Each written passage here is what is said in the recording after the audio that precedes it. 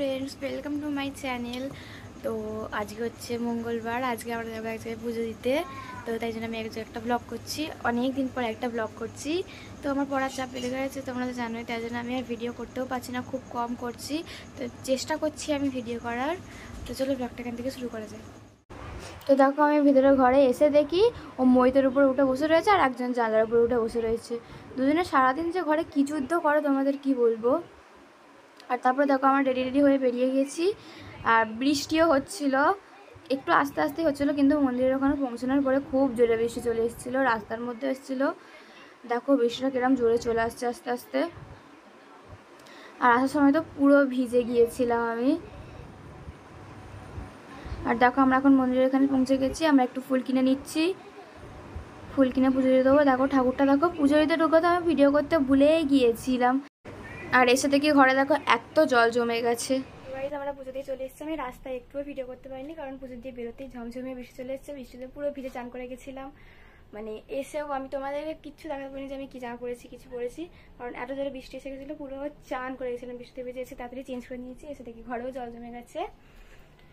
তো এখন আমরা খাবো, খুব জোরে খেতে পেয়েছি। তো চলে। আর দেখো মা প্রথমে এখানে প্রসাদ দিয়ে দিয়েছে, তো আমি প্রসাদ খেয়ে নিচ্ছি। আর দাদা আমাদের সঙ্গে আসেনি, দাদাও গিয়েছিল পুজো দিতে, ও একটা কাজে ওই দিক থেকে চলে গেছে। আর দেখো মা আর আমি পেটাই পরোটা কিনে নিয়েছিলাম, তো ওটা আমরা এখন খেয়ে নিচ্ছি। আর আমাদের সঙ্গে বড় মাও গিয়েছিলো আজকে পুজো দিতে, তো আমি এখন খেয়ে নিচ্ছি, খুব জোরে খেতে পেয়ে গেছে।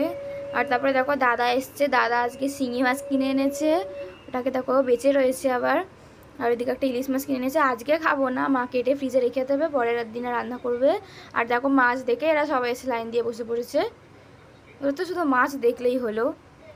আর দেখো এখন আলু ভাজা হচ্ছে, দুপুরের জন্য রান্না হচ্ছে। আমি একটুখানি হাত লাগাচ্ছি, কারণ লেট হয়ে গেছে অনেকটা।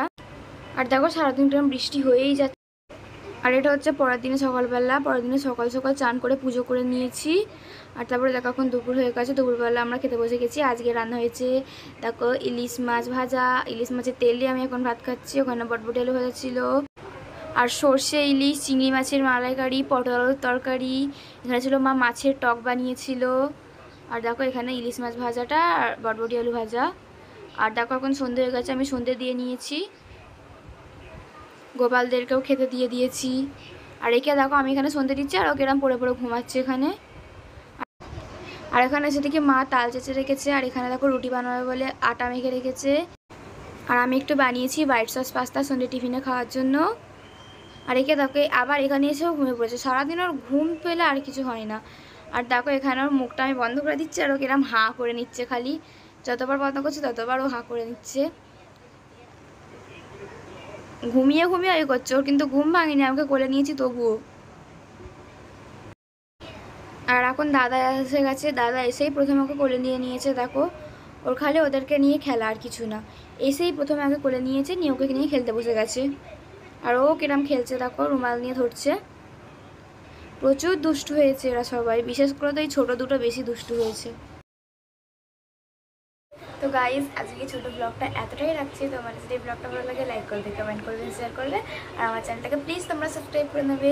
তো দেখা হবে পরের একটা ব্লগে, বাই।